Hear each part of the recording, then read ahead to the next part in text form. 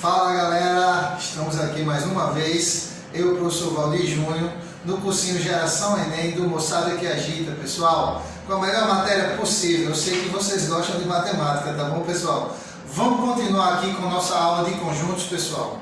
Semana que vem já quero começar a parte de função com vocês, tá ok? É necessário que além dessas aulas que vocês estejam vendo, que vocês estudem em casa também, pessoal. Dê uma praticada nas questões, nos exercícios. Lembrando vocês que o material todos receberam por e-mail, todos que são inscritos no cursinho Geração Enem, receberam o material, essa primeira parte dessa aula de conjuntos numéricos, tá bom, pessoal? E operações com conjuntos.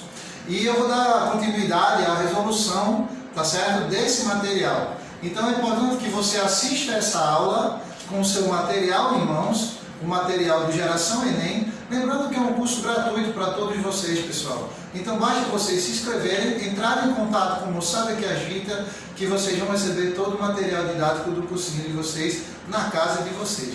Beleza, pessoal? Vamos lá, vamos dar início, gente. Só lembrando vocês, na aula passada, o que foi que a gente viu? Nós vimos a introdução de conjuntos numéricos. Vimos o que são conjuntos naturais, o que são conjuntos dos números inteiros. Nós vimos os números racionais, vimos os irracionais, vimos os reais, vimos toda a simbologia que envolve nosso conteúdo, de pertence, não pertence, está contido, não está contido, se contém ou se não contém, quando utilizamos esses conjuntos, tá certo, pessoal? Agora vamos pôr em prática tudo isso que vimos na aula passada e vamos relembrar mais alguns conteúdos também em relação a essa parte de conjuntos, tá ok? Preste atenção, pessoal, o que a gente vai ver hoje, tá? Começando para a nossa aula de hoje, vamos ver aqui a parte do conjunto das partes, tá bom, pessoal? Todo conjunto, ele gera subconjuntos. E o que são subconjuntos, pessoal? Subconjuntos são conjuntos que estão dentro de outro conjunto. Então, quando a gente fala assim, qual é o conjunto das partes do conjunto A? Olha só um exemplo que eu coloquei para vocês. Nós temos no conjunto A os elementos 2, 3 e 5. Então, se eu perguntar qual é o conjunto das partes desse conjunto A, você vai ter que determinar para mim todos os subconjuntos que podemos tirar desse conjunto A. Então, para nós determinarmos todos os subconjuntos que podemos tirar desse conjunto A, vamos aqui, vamos colocar aqui para vocês. Isso vocês têm no material de vocês. Observam. Primeira observação que vocês têm que seguir, pessoal, é o seguinte. O conjunto vazio, ele está contido em todos os conjuntos que existem. Então, toda vez que vocês forem representar um conjunto, mesmo que ele não apareça, o conjunto vazio, ele faz parte desse conjunto, tá certo? Segunda observação, pessoal, todo conjunto é subconjunto dele mesmo. Então, memoriza isso. Toda vez que vocês forem determinar o conjunto das partes, lembrar de colocar o conjunto vazio, tá certo? E o próprio conjunto também vai fazer parte desse conjunto das partes. Então, vamos determinar aqui quais são esses conjuntos. Então, como eu disse para vocês, pessoal, o vazio, ele está contido nessa parte, nesse conjunto das partes, tá bom? Do conjunto A, que vocês têm no exemplo aí. Depois vocês vão pegar individualmente, um por um, tá certo? Por exemplo, esse conjunto 2 aqui, ó, ele está contido aqui, não está? Lembrando que essa relação de estar contido, não estar contido, utilizamos quando vamos nos referir de conjunto para conjunto, tá certo? Então, o conjunto 2 está contido dentro desse conjunto aqui. E daí você vai fazendo um por um, pessoal, os seus conjuntos unitários, os conjuntos que possuem um elemento só. Então nós temos aqui, ó, esses três conjuntos aqui, ó, o conjunto 2, o conjunto 3, o conjunto 5 e o conjunto vazio está contido dentro do conjunto A. Agora o que nós vamos fazer? Nós vamos fazer o seguinte, pessoal, vamos pegar todos os conjuntos que possuem pares, tá? Dois números dentro de um conjunto só, com esses elementos que temos aqui. Então eu posso colocar aqui para vocês, ó, gente, o 2, 3. Posso colocar aqui, ó, também o 2, 5. Olha só, o 2, 5. E posso colocar também, ó, eu vou colocar aqui, ó, deixa eu botar aqui vírgula e vou colocar aqui para vocês o 3, 5. Olha só, 3, 5. Então são todos os subconjuntos com dois elementos que podemos tirar desse conjunto A aqui. Tá ok, pessoal? Agora, por último, a segunda observação que eu tinha falado para vocês, que todo conjunto é subconjunto dele mesmo. Então, só para encerrar aqui, pessoal, o conjunto das partes, vamos colocar o próprio conjunto A, que ele é subconjunto dele mesmo. Então, olha só, gente, preste atenção, fechar as chaves aqui, e todos esses conjuntos aqui estão contidos dentro do conjunto A. Então, esse conjunto que eu acabei de determinar aqui para vocês é chamado de conjuntos das partes, tá certo? São todos os subconjuntos que podemos tirar de um conjunto qualquer. Tá ok, pessoal? Ok. Em relação à resolução de questões que envolvem concurso, geralmente ele não pede essa parte de conjunto das partes. Ela pergunta em relação à quantidade de elementos que formam esse conjunto das partes. Eu queria que vocês observassem o seguinte, pessoal. Vamos contar quantos elementos tem esse conjunto das partes que nós fizemos aqui.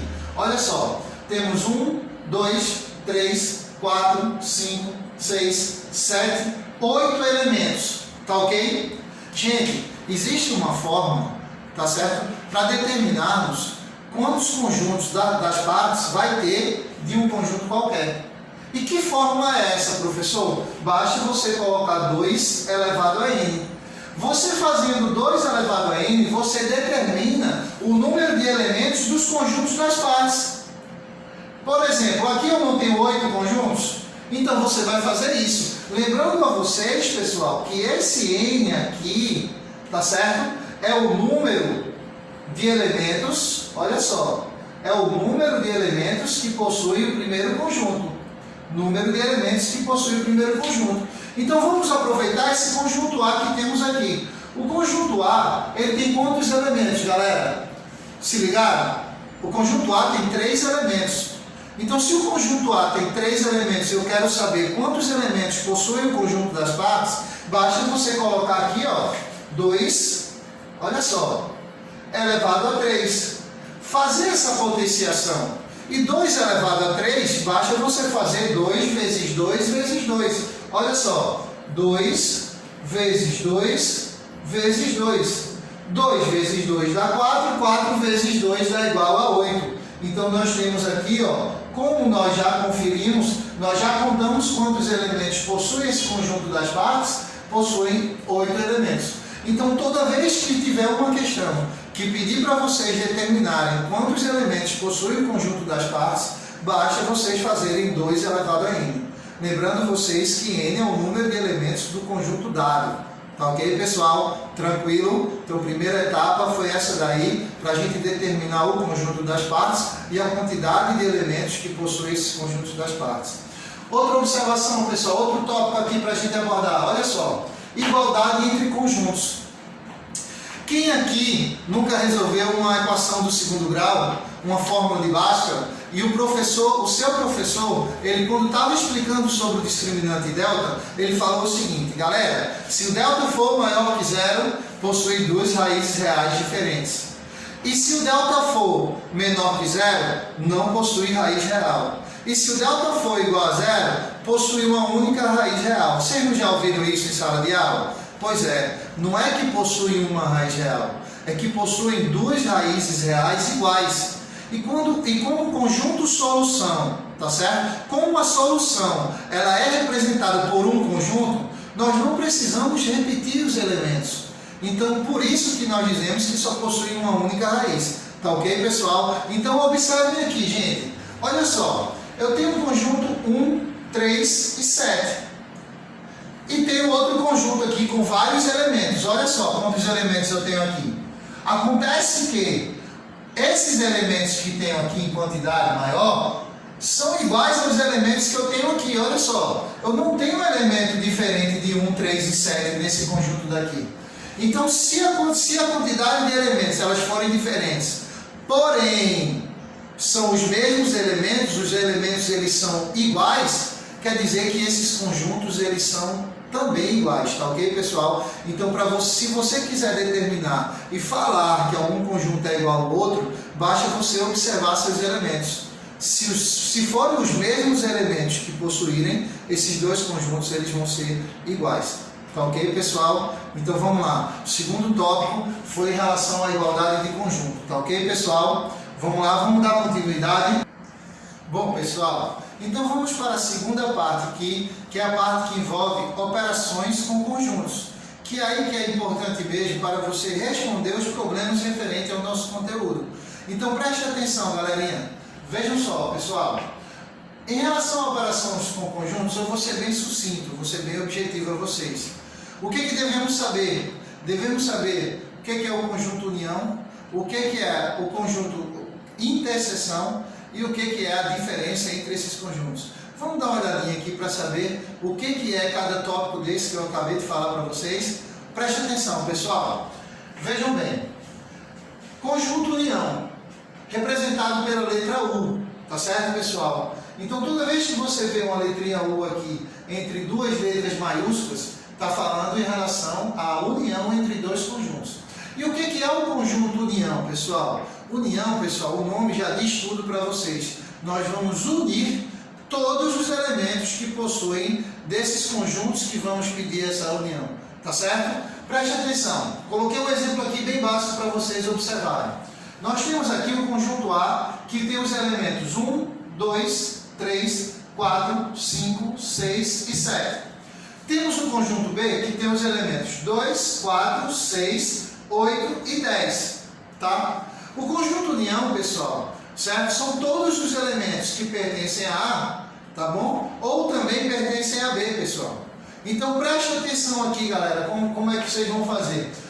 O conjunto união, vocês não precisam repetir elementos. Observe que esses elementos aqui, ó, que está de vermelho, sublinhado de vermelho, 2, o 4 e o 6, fazem parte dos dois conjuntos. E o que o professor Valdir, do Geração Enem, falou para vocês? Falou para vocês em relação à igualdade entre dois conjuntos. Então, não precisa você repetir elementos, tá bom? Se você basta você colocar somente um elemento, tá? Que o conjunto continua sendo o mesmo. Então, esses elementos 2, 4 e 6, no nosso conjunto união, nós não precisamos repeti-los.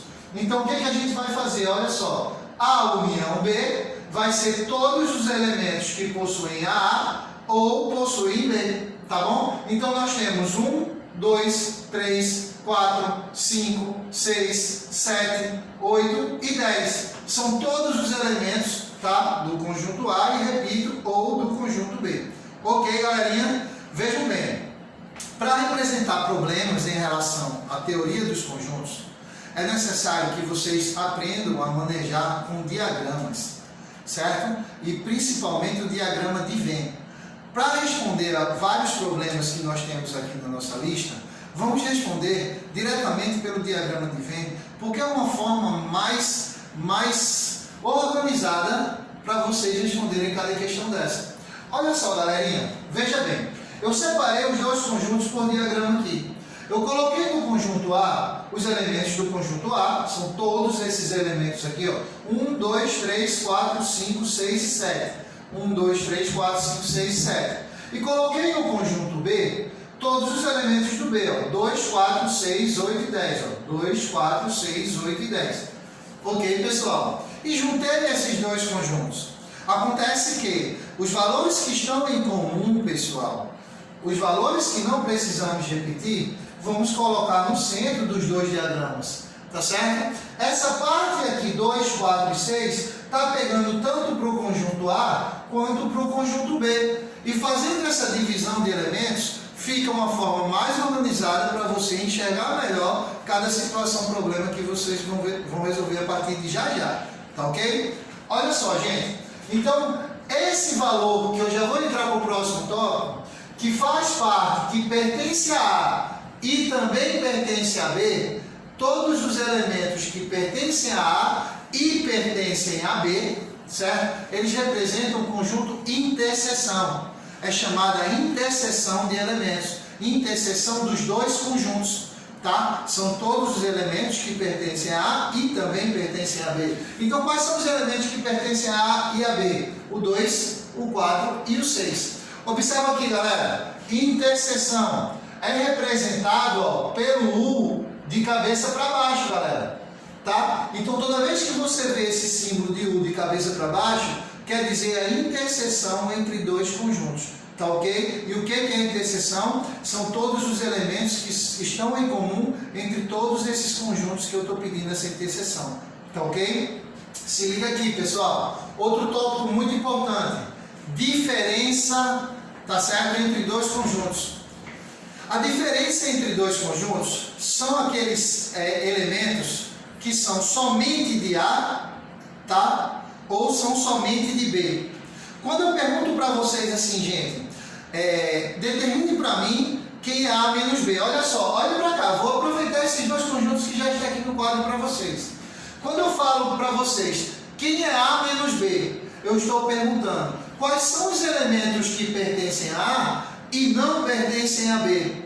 Quais são os elementos que são somente de A, pessoal? Então olha para cá, os elementos que são somente de A é 1, 3, 5 e 7. Observa aqui, ó, A menos B vai ser 1, 3, 5 e 7.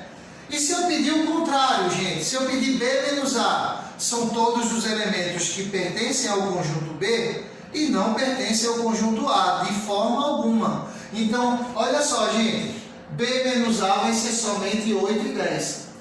Com isso, gente, já dá para a gente ter uma noção e começar a responder alguns problemas referentes ao conteúdo de conjuntos, tá certo? De teoria dos conjuntos. E observa aqui o que a gente aprendeu. Nós aprendemos conjuntos das partes, tá ok? Nós aprendemos a determinar quantos elementos possui esse conjunto das partes. Vimos o que é uma igualdade entre dois conjuntos. Vimos também agora, pessoal, união entre dois conjuntos, interseção entre dois conjuntos e diferença entre dois conjuntos. Uma observação, gente. Quem nunca respondeu uma questão, tá, de conjuntos referente a esse conteúdo e observou o seguinte, que às vezes ele pergunta assim, determine quantos alunos fazem somente inglês. Quando ele fala esse somente, ele já está se referindo à diferença entre dois conjuntos. Tá? Se liga em outro conectivo aqui, pessoal, para vocês se ligarem aqui. Olha só, quando ele fala assim, determine as pessoas, a quantidade de pessoas que falam inglês e falam português. Olha só, eu falei o conectivozinho I. Esse I, pessoal, representa a interseção entre dois conjuntos. E quando eu falar assim, ó, determine os alunos que falam inglês ou português, tá? E quando eu falar desse conectivo ou, nós estamos falando de união entre dois conjuntos. Então, olha só, pessoal, memorize isso aqui, ó. Diferença, quando você lê esse nomezinho aqui, ó, somente. Tá? Você sabe que são todos os valores que pertencem a um conjunto e não pertencem a outro. Tá? Interseção, quando você vê aqui, olha só, gente, olha a dica aqui para o Enem, ó, quando eu usar esse conectivo I. Tá? E união, professor, união quando utilizar o conectivo ou. Tá certo, pessoal? Então memoriza isso, se liga, tá? Que vocês não erram nenhuma questão referente a conjuntos, a teoria dos conjuntos, tá ok? Agora eu queria que vocês pegassem o material de vocês, lembrando que tudo isso que o professor Valdir está falando aqui para vocês, tem no material de vocês, pessoal, tá ok? O material está completinho, então vocês já receberam, que já está inscrito no cursinho Geração Enem, tá? E não vai perder nada, nenhuma dica para poder acertar todas as questões. Olha só, pessoal, vamos começar a responder as questões? Vamos começar a responder os exercícios que nós temos aqui? Olha só, essa é a questão 1. O que diz a questão 1? Tá, pessoal? Vamos dar uma olhadinha aqui no que diz nossa questão de número 1 para poder respondermos, tá certo? E não ficar nada em dúvida aí para vocês, tá ok?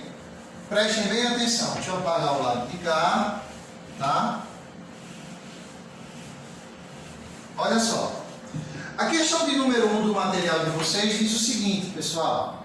É importante que, na matemática, pessoal, qualquer questão que vocês vierem a fazer, tá? Isso é na matemática e também posso dizer que é na física também.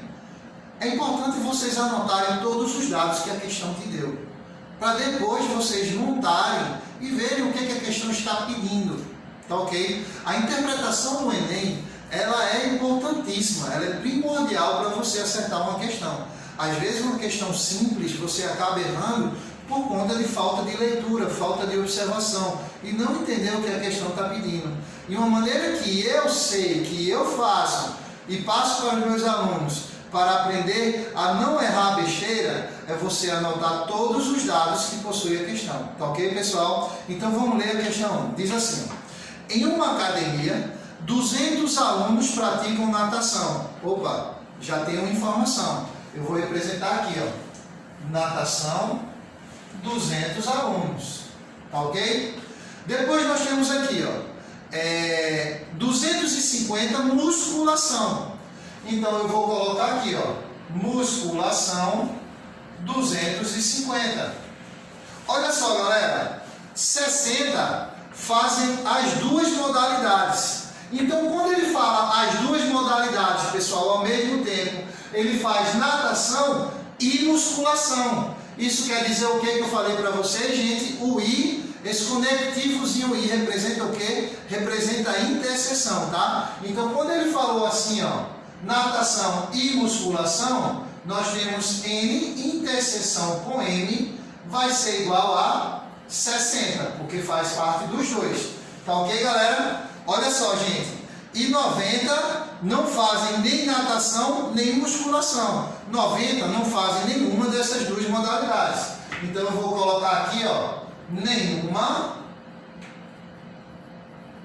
90. É importante vocês estarem atentos, pessoal, que essas 90 elas estão sendo contabilizadas.